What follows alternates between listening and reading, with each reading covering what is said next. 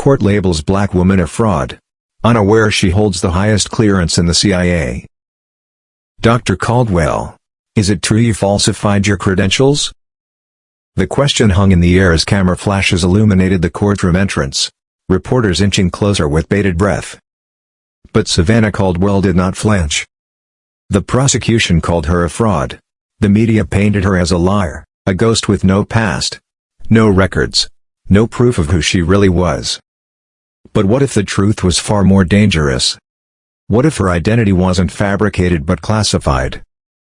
Stay with me, because this case is about to unravel in ways no one expected. Lightning slashed through the morning sky over Washington, D.C., streaking in and out of thick storm clouds. The rain pattered on the courthouse steps, dotting the grand stone archways with dark, glistening circles. Even at the early hour, reporters had already assembled, microphones in hand, eyes shifting anxiously toward the main entrance. Some sipped coffee, others murmured hushed speculations. Everyone knew this was no ordinary trial. The charges were staggering, the implications even greater. Front-page headlines from that morning screamed in bold black type, "Fraud case shocks the Capitol, mysterious woman on trial." Inside the heavy oak doors, the courthouse buzzed with tense energy. Bailiffs marched the halls, guiding witnesses to their designated rooms. Attorneys in crisp, pressed suits whispered last-minute strategies to one another. The sharp clack of heels against the polished marble floors echoed in every direction, an overture to the legal drama about to unfold. And at the center of it all was Dr. Savannah Caldwell. At first glance, Savannah Caldwell didn't seem like a woman capable of igniting such a firestorm. She was neither loud nor timid. She carried herself with quiet confidence. Standing just under 5 feet 5 inches, she possessed an unassuming grace, her deep brown skin and regal posture hinting at an internal strength that few could shake.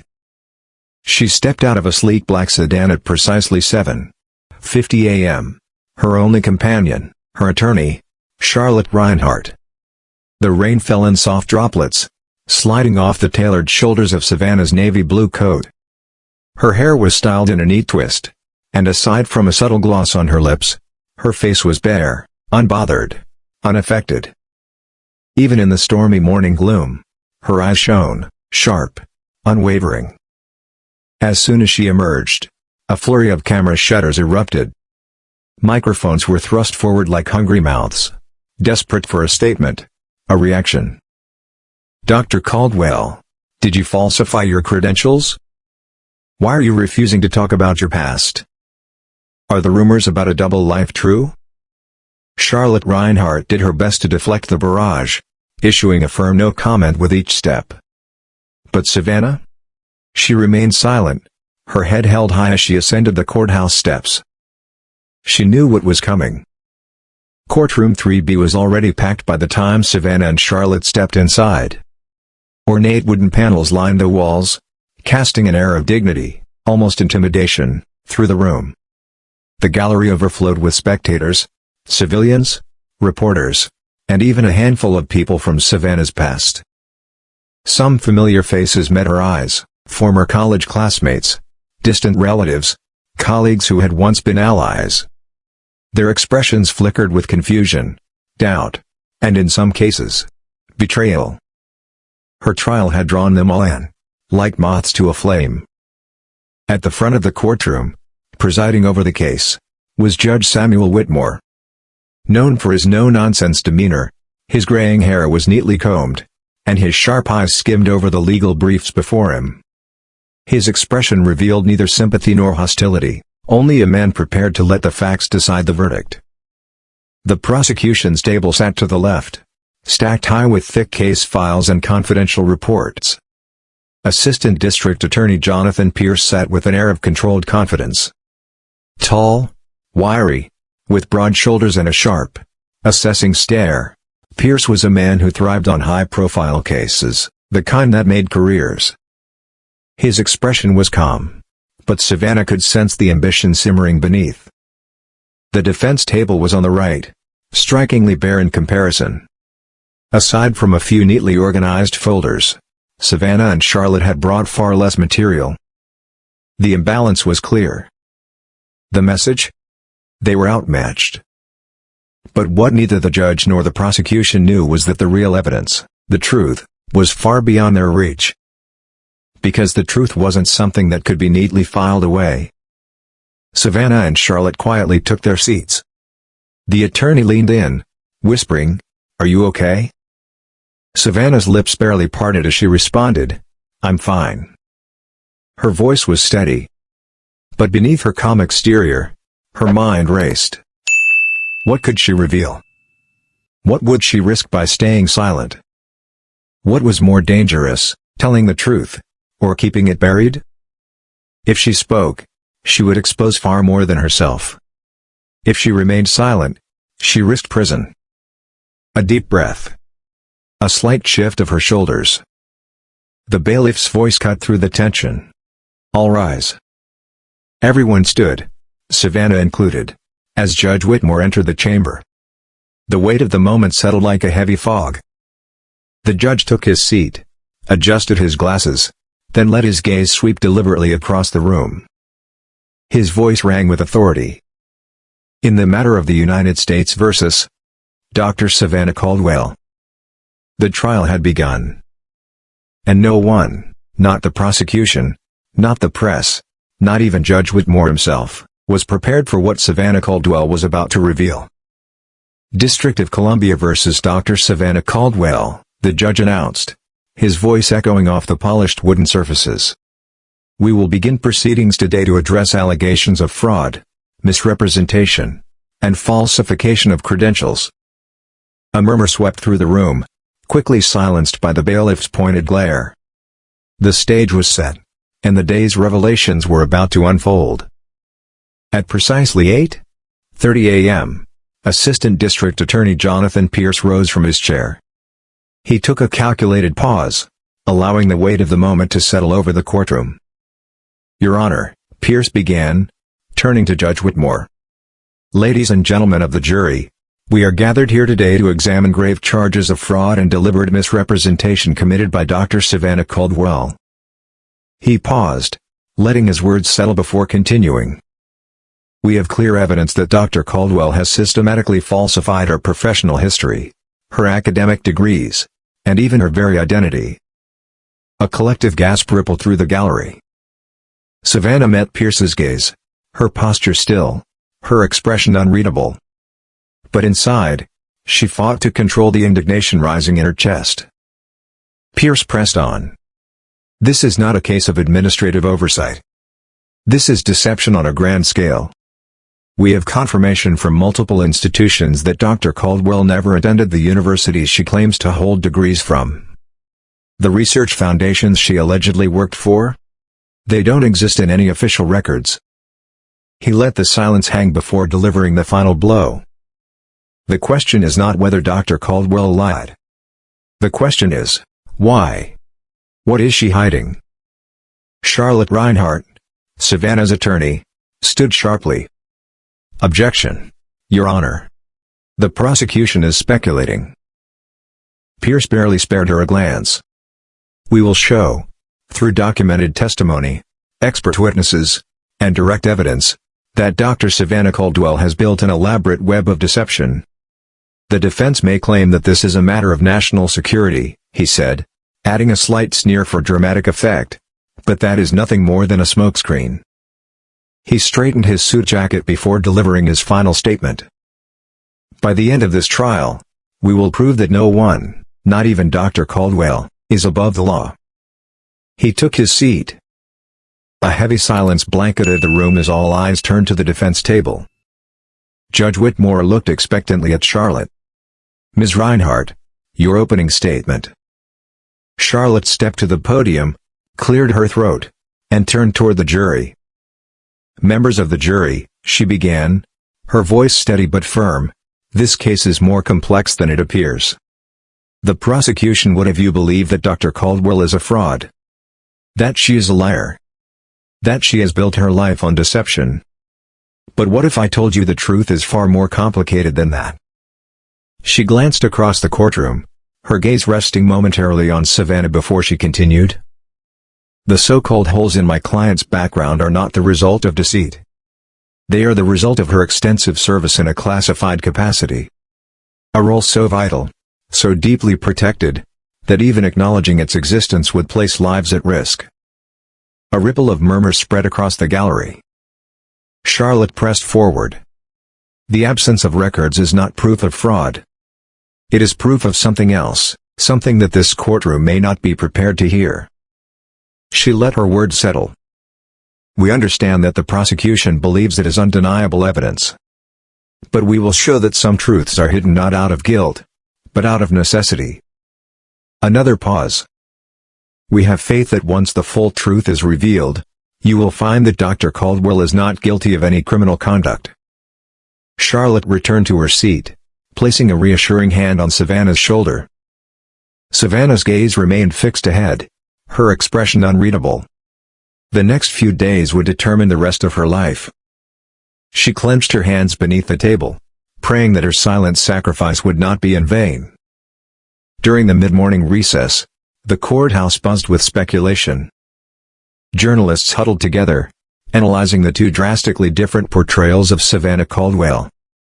Some dug through archived newspaper clippings, searching for any traces of her past. Others scrolled through her limited, now scrutinized social media presence. Nothing added up. Behind closed doors, Savannah paced inside a small consultation room, a dim, sterile space with gray walls and a rectangular wooden table. Charlotte sat with her arms folded, watching Savannah's restless steps. "You need to trust me," Charlotte finally said, breaking the silence. "This is only day one. We still have time to introduce evidence. We can request closed sessions if necessary, but we have to convince the judge of the legitimacy of your claims." Savannah nodded absently but spoke in a near whisper. "I understand, but there's only so much I can disclose without risking lives. Including my own." She exhaled, shaking her head. "I took an oath when I joined the agency." Charlotte sighed. "I spoke with a few contacts. They said it would be nearly impossible to get those classified documents declassified in time. Government bureaucracy moves at a glacial pace, especially when it involves something this sensitive." Savannah's jaw tightened. She had trained for many things in her covert career: infiltration, interrogation, crisis management. But standing defenseless before a court demanding proof of her identity? That was something she had never prepared for. "I know," she finally admitted. "But let's see what we can do." Back in the courtroom, Savannah settled into her seat, bracing herself as the prosecution called their first witness. Dr. Malloryta LaCroix. The name alone sent a ripple of tension through the gallery. Dr. Delacroix was a well-known forensic academic credentials analyst. She was reputed to be the best, able to confirm or debunk any person's educational background with meticulous accuracy. She took her seat on the witness stand, smoothing her crisp white blouse before adjusting her glasses. After being sworn in, she nodded at Judge Whitmore. Jonathan Pierce wasted no time. "Dr. Delacroix, could you please describe your findings regarding the academic records of Dr. Savannah Caldwell?" Dr. Delacroix opened a thick folder and carefully consulted her notes.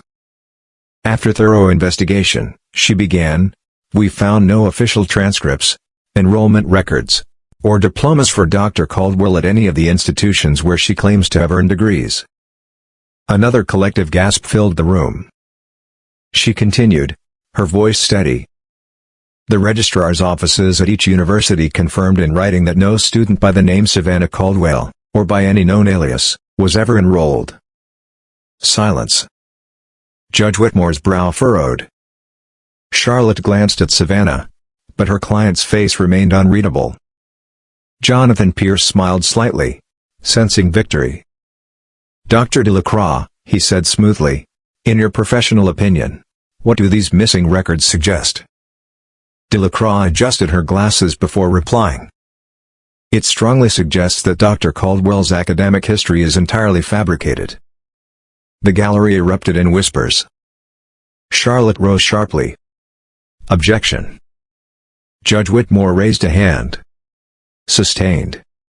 The jury will disregard that last statement as speculation. But the damage had been done. Savannah Caldwell sat motionless, her mind racing. She had survived covert missions, hostile interrogations, and operations so classified that even presidents would never know their full extent. But this courtroom? This was a different battlefield altogether. And Savannah knew one thing for certain. She wasn't about to lose. The name was cross-referenced against university records for the relevant years, but no evidence of attendance or graduation surfaced. Jonathan Pierce, the prosecution's bulldog, gave a slow, deliberate nod before pressing forward. In your professional opinion, Dr. Delacroix, is this indicative of an administrative error? Dr. Delacroix adjusted her glasses before responding. Administrative errors can occur, she admitted. However, to have zero records across multiple institutions where Dr. Caldwell claims to have studied? That is extraordinarily unlikely. It suggests that her stated academic credentials are, at best, unverifiable. At worst, they are fabricated entirely. A ripple of unease swept through the spectators. Savannah maintained her composure, but inside, her chest tightened. She had earned her degrees, but they were buried beneath layers of classified cover identities. Unsealing them would require authorization from top-secret intelligence files, documents that the government had yet to release, and likely never would, especially in an open court. There was no immediate way for the defense to counter the thoroughness of Delacroix's analysis. Charlotte Reinhardt rose for cross-examination, framing her questions to suggest that certain records could be sealed due to Savannah's service. But Delacroix's civilian perspective remained unshakable. The second witness, Elliot Morgan, was called to the stand. A former director at a private research foundation, Morgan insisted he had never employed Savannah. "We cross-checked everything," he stated with certainty. "She doesn't exist in our system, no employment history, no payroll records, no project documentation." One by one, the prosecution's witnesses drove home a singular, damning narrative. Savannah Caldwell's professional history could not be validated. To the average observer, the case was airtight. Under normal circumstances, Savannah would have fought back, presenting public records, securing letters of recommendation, or bringing forward professional contacts. But normal tools weren't available to someone whose entire career had been designed to remain invisible. By the time the day's session concluded, speculation ran rampant. Some in the crowd whispered that Savannah was a con artist, a master manipulator who had finally been exposed. Others, though fewer in number, wondered if she was something else entirely. A hidden asset? A government agent with a past too dangerous to reveal? Savannah walked out of the courthouse that evening with her head held high. But inside, she wondered how much longer she could hold on before her secrets consumed her. That night, Savannah lay awake in a bare-bones apartment she had rented near the courthouse. A single lamp on the bedside table cast flickering shadows on the wall. The storm outside had quieted, but inside her mind, a different kind of storm raged on. She had been trained for high-risk situations. She had survived worse. But this was different. As she stared at the ceiling, her thoughts drifted backward.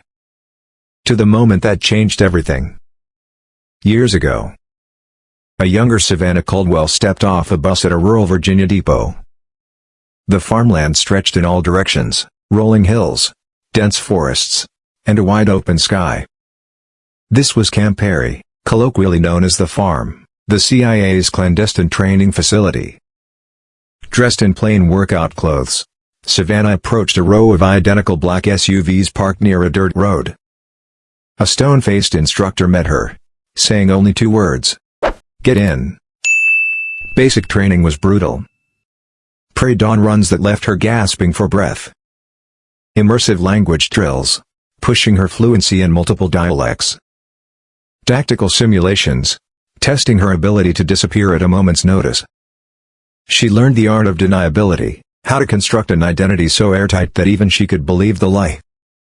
Before arriving at the farm, She already held advanced degrees in international relations and cryptography, obtained through government-sponsored programs under false identities. But the CIA demanded more. She had to become a phantom, a ghost who could slip between names and roles without hesitation. That was how she learned to survive. That was how she rose through the ranks. Savannah turned onto her side, glancing at her phone. No new messages. No missed calls. Had the CIA abandoned her? Or were they simply watching from a distance, waiting to intervene only if things spiraled out of control? She exhaled slowly, the weight of 1,000 unspoken truths pressing down on her. The storm rattled the window. Finally, exhaustion claimed her. She slept. The morning sun broke through the remnants of the storm, casting a golden glow over the courthouse steps. Despite the clearing weather, tensions inside the building were higher than ever. The crowd had doubled, journalists clamoring for new angles on the case. Inside, Savannah sat at the defense table, hands folded tightly, as the judge took his seat. "The court will now resume proceedings," the bailiff announced. Jonathan Pierce stood, adjusting his tie with thinly veiled arrogance. "Your Honor, the prosecution calls Miss Deborah Byrne to the stand." Savannah's stomach tightened. Byrne was a background investigator specializing in government contractor verification. After being sworn in, she methodically described her findings. "Under oath, I conducted a thorough check of every contractor role Dr. Caldwell claims to have held," she began. The courtroom fell silent. "We found no supporting evidence that she served in any capacity. Either the contracting firms did not exist, or they had no records of her involvement." Pierce offered her a polite smile, then turned to the jury, letting the testimony sink in. Byrne's words painted Savannah as a masterful liar, someone who had meticulously fabricated her way into powerful circles.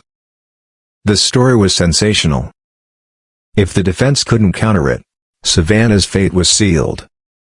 Charlotte rose for cross-examination. Calm. Composed. Strategic.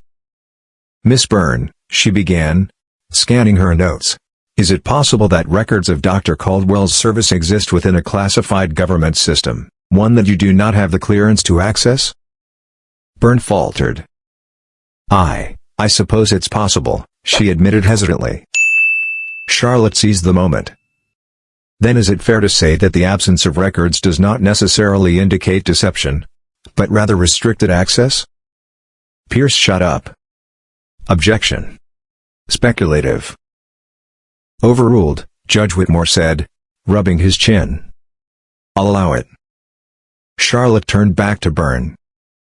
"Miss Byrne, in your line of work, have you ever encountered situations where certain government employees' records were classified beyond your reach?" Byrne hesitated. "Yes," she finally admitted. Savannah remained motionless, but inside, she felt a small shift, a crack in the prosecution's seemingly impenetrable case. For the first time in days, there was an opening. A chance. But could she take it before it was too late? Savannah Caldwell was running out of time. But if there was one thing she had learned as an intelligence officer, it was this. You never show your hand until the moment is right. And her moment was coming. Contractors do not typically erase public records or omit standard reference logs, Byrne stated confidently. Charlotte Reinhardt, the defense attorney, remained unfazed. She took a step closer to the witness stand, her voice steady. Unless, she pressed, the individual in question was working in a classified capacity. In that case, those records might be locked behind security clearances that even you do not possess. Jonathan Pierce, the prosecutor, shot up from his chair. Objection. Leading the witness. Judge Whitmore raised a hand. Overruled, he said, intrigued. I'll allow the witness to answer.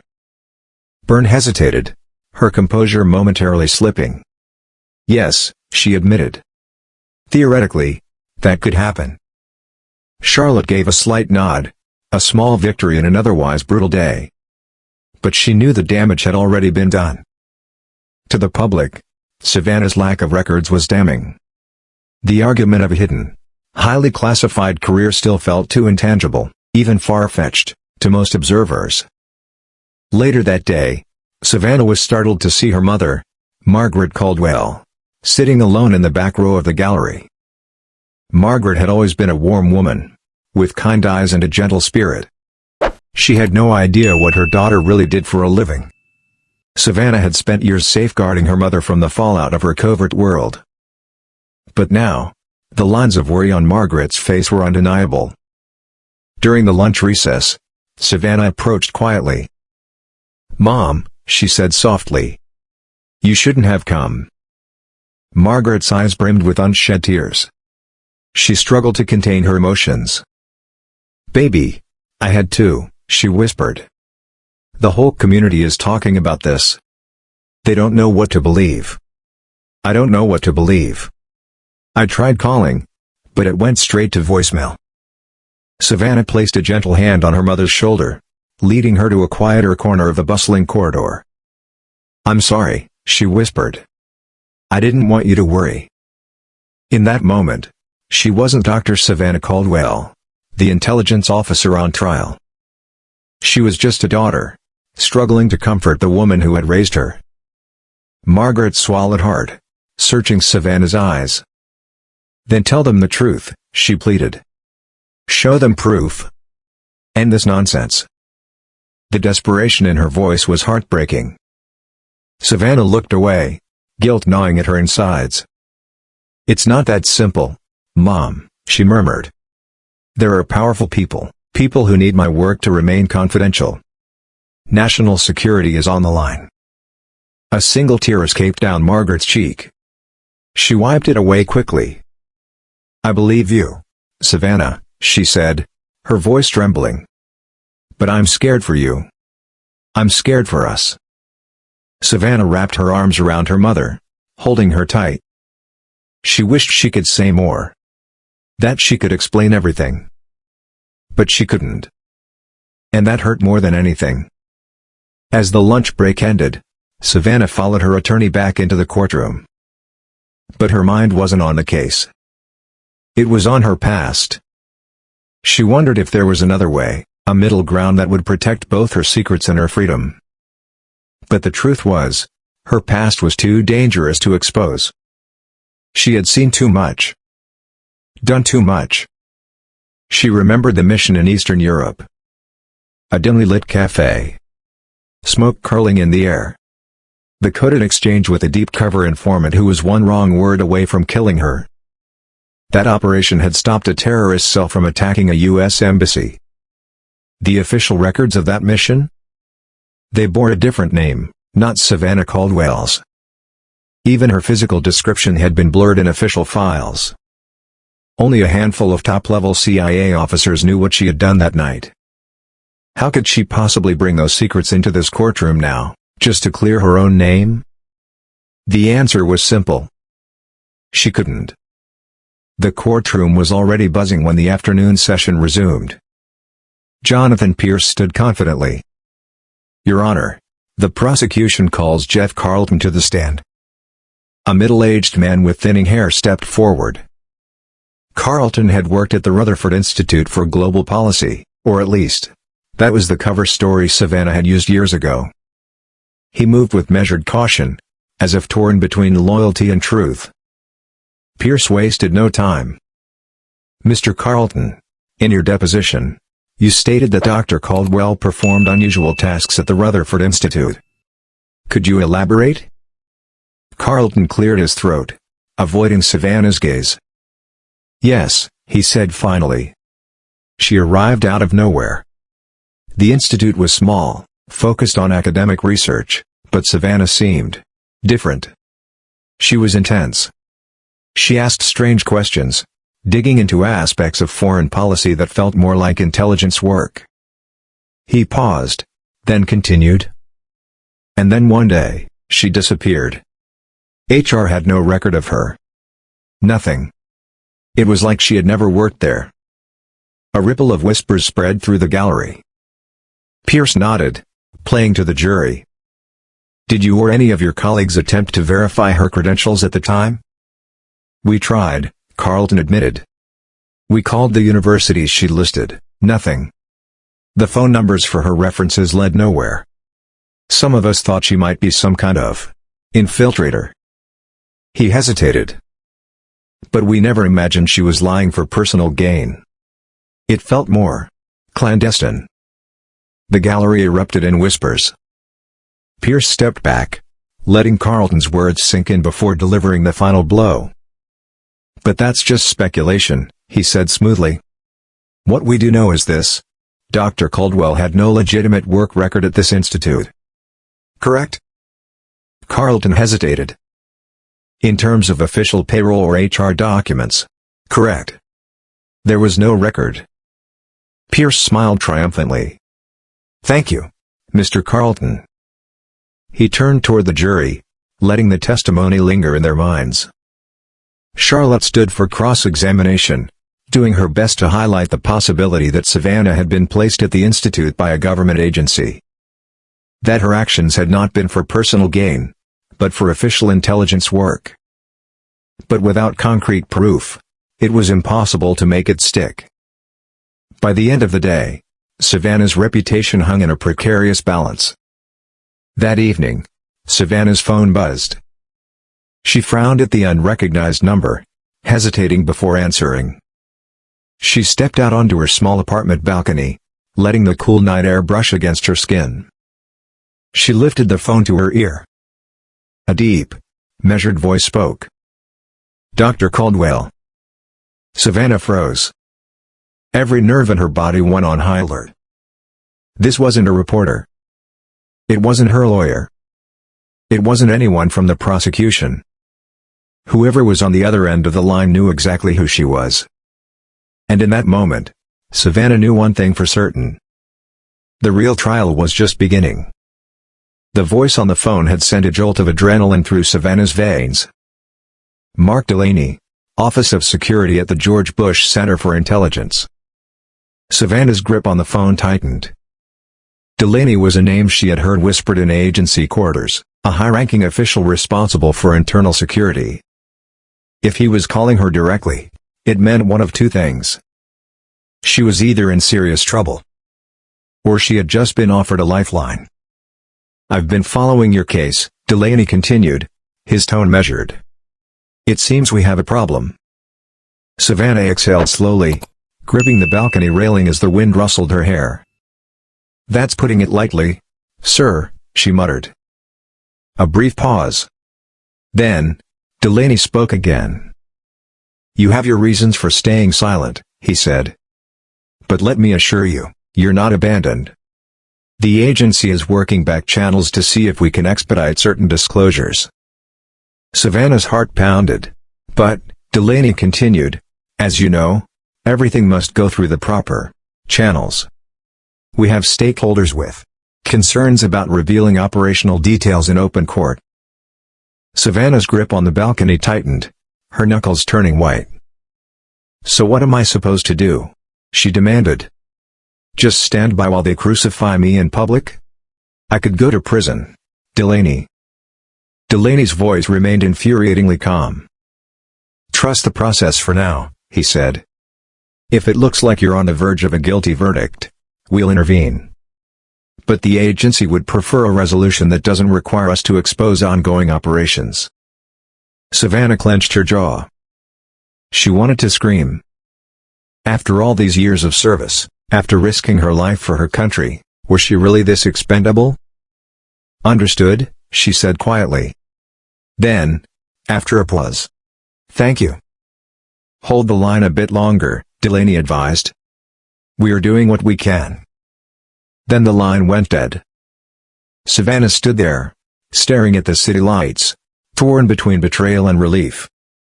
The CIA was aware. At least she knew that much.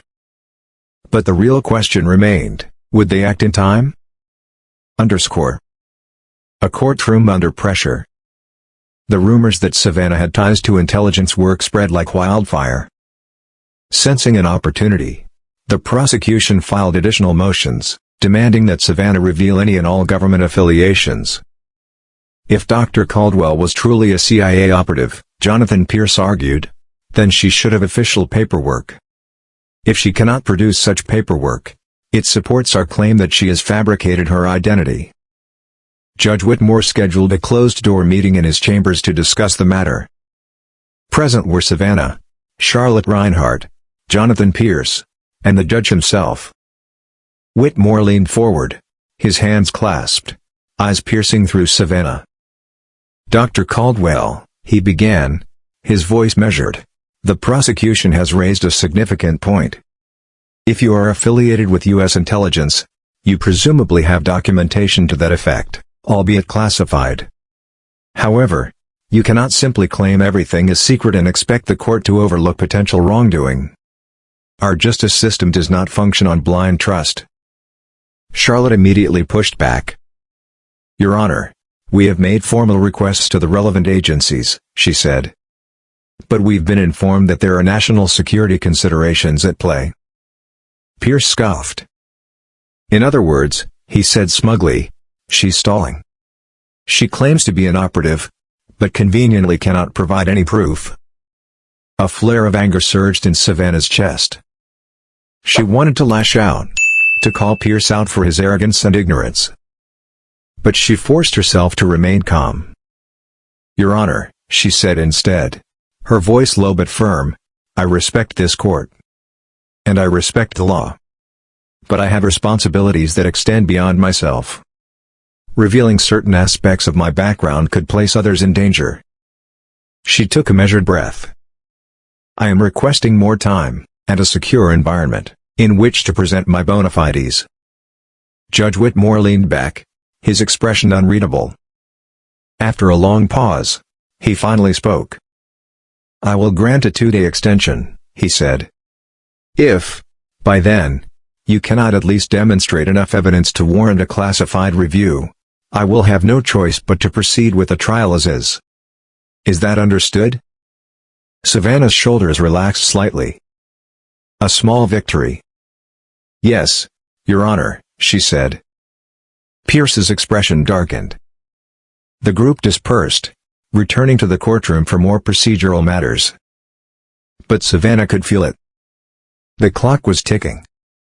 2 days to prove she wasn't a fraud, without compromising national security. Was that even possible? Outside the courthouse, Savannah was met with chaos. The paparazzi swarmed, camera flashes blinding her as shouted questions rang through the air. She bowed her head, stepping through the mob with Charlotte close behind. One question cut through the noise like a blade. "If you really are CIA, why won't they save you?" The words echoed in her mind. It was the question everyone was asking. Her predicament seemed to confirm the worst suspicions. Either she was a liar, or she had broken some unspoken rule so severe that even the CIA refused to acknowledge her. The truth was far more complicated. But nuance didn't sell headlines. Back in her apartment, Savannah flicked on the television, her curiosity getting the better of her. News channels were dissecting her case. Panel discussions featured pundits debating whether she was a fraud or a deep state operative gone rogue. Terms like government conspiracy and Black Ops cover-up were being thrown around cavalierly. On social media, hashtags were trending. Hashtag Savannah Caldwell. Hashtag fraud or spy. Some posts mocked her supposed double life. Others asked pointed questions about race and systemic bias. Would a white man claiming a CIA background receive the same immediate skepticism? A surge of emotions rose within her. Anger. Frustration. Exhaustion. She threw her phone onto the couch, sick of the circus. She had spent years in the shadows, perfectly comfortable with anonymity. Now, she was being dragged into the spotlight, and the world was tearing her apart. As Savannah prepared her statements for the next day, her phone buzzed again. Another undisclosed number. She hesitated before answering, bracing for another reporter or threat. But the voice on the line was neither. Dr. Caldwell. Her pulse quickened. It was Jonathan Pierce. the very prosecutor trying to bury her. "I'd like to extend a plea deal before we go any further," he said, his voice clipped and professional. Savannah's eyebrows shot up. "I'm listening." "There's a lot of attention on this case," he admitted. "If you plead guilty to the lesser charge of perjury, we'll drop the major fraud counts." He let the words sink in. "You get a slap on the wrist. Probation. Maybe community service. And everyone can move on." Savannah exhaled sharply. She had 2 days to prove her innocence. But now, the prosecution was offering her an out. The real question was, would she take it? Savannah's jaw tightened as she gripped the phone. "I'm not pleading guilty to something I didn't do," she said, her voice low but firm. Jonathan Pierce's voice took on a sharper edge. "The alternative is a long prison sentence if we secure a conviction," he countered. "You see how this is going, the so-called CIA angle isn't helping you. These next 2 days are your last window." Savannah's heart pounded, but she kept her voice even. "I'm aware," she said. "Thank you. But no." The line disconnected abruptly. Savannah slumped against the kitchen counter, exhaling shakily. The offer was tempting, a way to avoid the risk of losing everything. But it was also insulting. Taking the deal would mean branding herself a liar, forever tarnishing her reputation. It would erase the years she had dedicated to her country. Outside, the night pressed against her small apartment, the weight of the situation closing in. Savannah squared her shoulders. She had no official help, but she would see this through. One way or another, the truth would come out. A critical development. The next morning, Savannah arrived at the courthouse, a swirling pit of dread in her stomach. Time was running out. But as she stepped into the main lobby, she froze. Standing by the security checkpoint was a familiar figure. Mark Delaney, the high-ranking CIA official who had called her days before. Savannah approached him cautiously. "Mr. Delaney," she greeted, her voice low and subdued. He nodded curtly, his expression serious. "We've managed to obtain a sealed file that we can present to the judge," he said. Savannah blinked, barely daring to hope. "We can't disclose everything," Delaney continued. "But it should be enough to establish your legitimacy." A wave of relief nearly buckled Savannah's knees. "Thank you," she whispered. "Don't thank me yet," Delaney cautioned. "There are still major concerns about how much we're revealing. Not everyone at Langley is on board with this. And if the judge refuses a closed hearing, we may have to invoke certain privileges that could complicate your case further." Savannah shook his hand. She didn't care about the bureaucratic infighting. The fact that her superiors were finally stepping in, even in a limited capacity, felt like a godsend. Together, they made their way to the judge's chambers, where Charlotte Reinhardt was already waiting. The prosecution eyed Delaney with suspicion, but followed them inside. A sealed truth. Judge Whitmore sat behind his large mahogany desk, his sharp eyes shifting between the parties. With a glance at Pierce and Charlotte, he motioned for them to sit. Delaney remained standing, a sealed envelope in his hand. The official CIA insignia was stamped on the front. The judge's expression hardened. "Mr. Delaney," he said. "You have some evidence to present?" Delaney nodded and handed over the file. "These are top-secret documents verifying Dr. Caldwell's employment history and responsibilities within the Central Intelligence Agency," he stated. "They are only to be viewed by you, Your Honor, and should remain sealed from the public record." Jonathan Pierce immediately objected. "Your Honor, the prosecution strongly opposes this. We have no opportunity to review these documents ourselves." Delaney's jaw tightened. "Their classification is top secret/SCI. Under no circumstances can these documents be made available for public or prosecutorial review. They are eyes only for those with the appropriate clearance." Judge Whitmore's gaze shifted to Savannah. She sat still, her hands folded, her face unreadable. After a long pause, the judge finally broke the seal and began reading. A heavy silence filled the room. As he turned each page, the color seemed to drain from his face. Every so often, he would exhale sharply or furrow his brow. It was clear that he was seeing something far beyond what he had expected. When he finally looked up, he cleared his throat. "I see," he said. His voice was carefully measured. "Mr. Delaney, these materials, they appear authentic. They corroborate certain claims made by the defense. I assume you can verify them?" "Yes, Your Honor," Delaney said. "I certify that Dr. Savannah Caldwell holds one of the highest security clearances in the agency and has served with distinction in multiple critical operations." The judge lowered the file, deep in thought. "I need time to consider how to proceed," he said. "The question remains, can we use this information in open court without jeopardizing national security?" Judge Whitmore let out a long breath. "For now, I'm inclined to call a recess while I consult with the appropriate channels." Pierce looked livid. "But Your Honor." Whitmore cut him off with an uncharacteristically stern glance. "That's enough, Mr. Pierce," he said. "Until I determine a protocol for handling classified material in these proceedings, you will not have access." Savannah felt a wave of relief wash over her. It wasn't over. But for the first time since the trial began, she felt the tide turning. Word leaked out almost immediately. By the time the afternoon session began, the courtroom was packed beyond capacity. Some stood in the back, craning their necks for a glimpse of Savannah. Judge Whitmore took his seat, his expression heavy with internal conflict. "I have received classified information relevant to this case," he announced. He took a deep breath. "This information is classified at the highest levels. I am currently weighing a motion from the defense to restrict certain disclosures in the interest of national security." The courtroom was silent.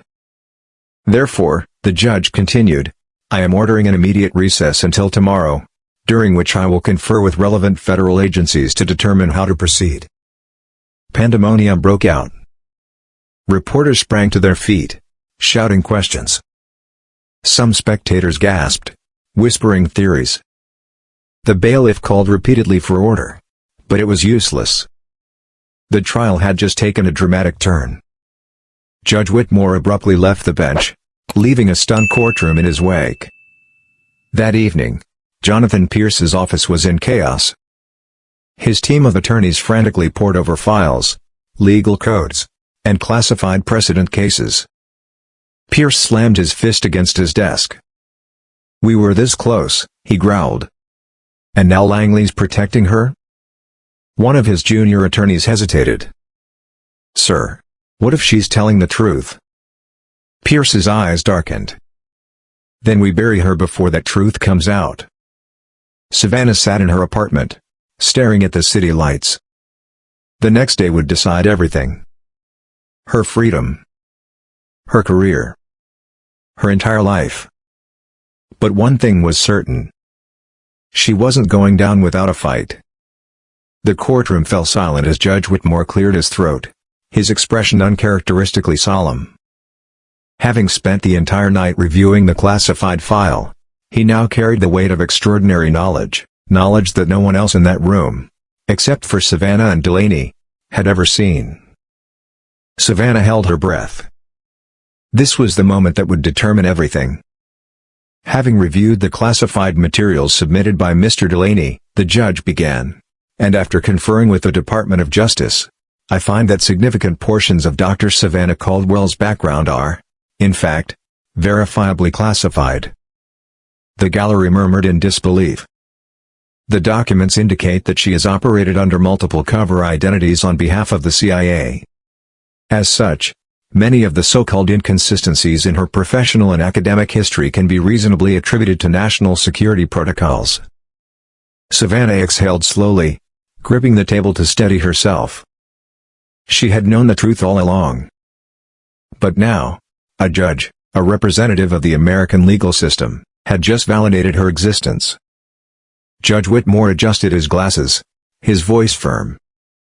Therefore, I find that the prosecution's claims of fraud, misrepresentation, and falsification of credentials are unsubstantiated in light of the evidence presented. A sharp intake of breath filled the courtroom. Accordingly, I am granting the defense's motion to dismiss all charges related to Dr. Caldwell's identity and background. For a moment, the world stood still. Then, the courtroom erupted. Jonathan Pierce shot up from his seat, his face flushed with anger. "Your Honor, this is outrageous. We weren't even given full access to these so-called documents." Judge Whitmore's gaze snapped to him. "Mr. Pierce, these records were deemed classified at the highest levels. I have personally reviewed them, and I am satisfied with their authenticity." Pierce seethed but could do nothing. He had been backed into a corner, and he knew it. Still, he wasn't ready to let Savannah off that easily. "The fraud charges may be dismissed, Your Honor," he said, voice tight. "But what about potential misconduct? We still don't know if Dr. Caldwell abused her position for personal gain." The judge gave him a pointed look. "I have found no evidence to suggest that Dr. Caldwell engaged in espionage or any activities outside of her authorized duties." Then, after a beat, "This court will not entertain baseless speculation." Pierce looked as though he wanted to throw his briefcase across the room.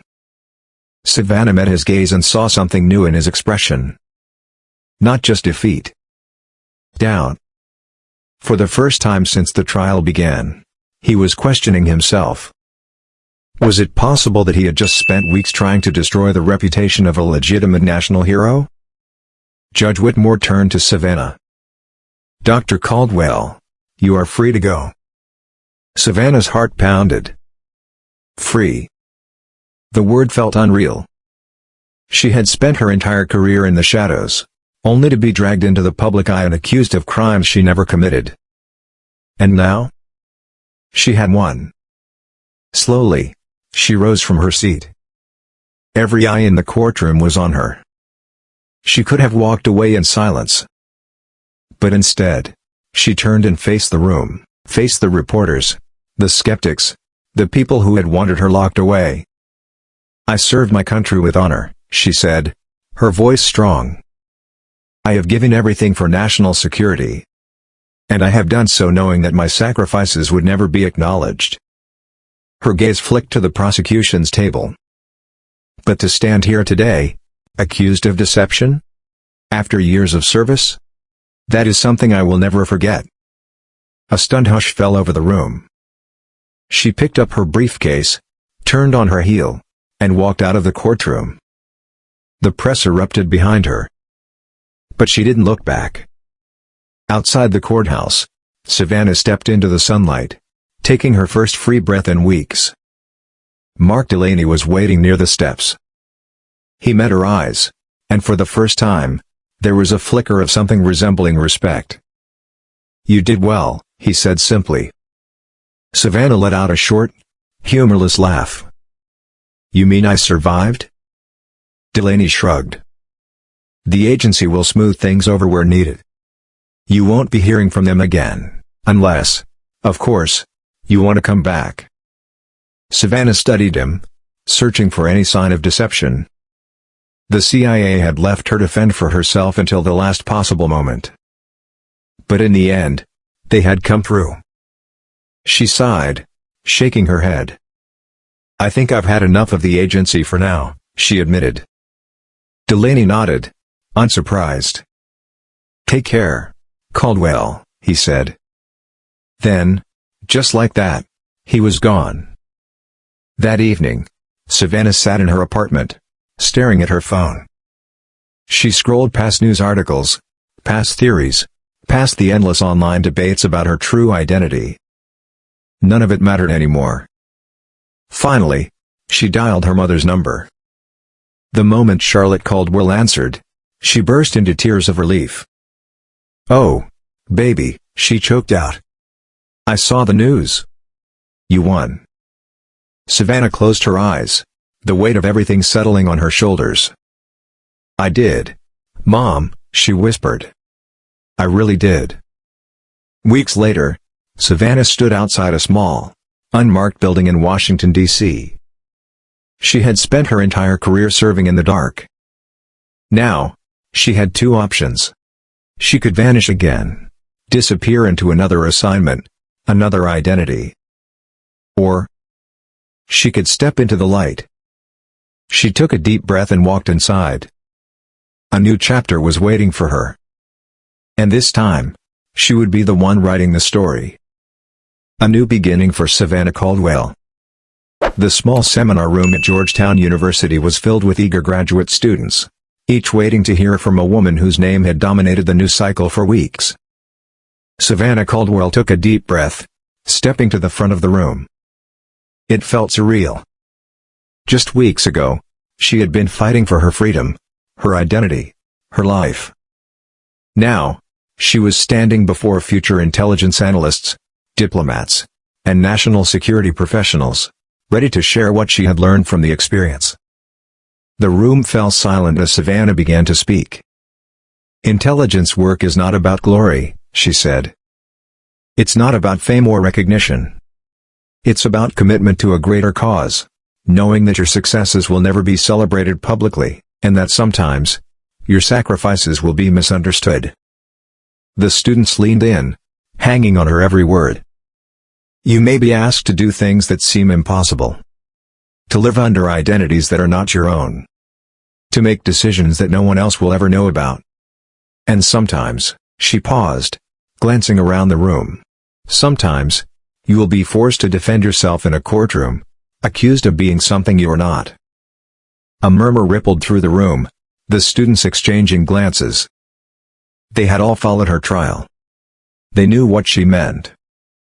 "But what I learned," she continued, "is that the truth has weight. And when you stand firm in it, no matter how much people try to distort it, it will prevail." As Savannah wrapped up her talk, a student in the front row raised his hand. "Dr. Caldwell, after everything you went through, would you do it all again?" Savannah hesitated. Would she? She thought back to the long nights in the field, the countless missions she had completed, the trial that nearly destroyed her. Then she thought about the people she had protected, the lives that had been saved because of her work.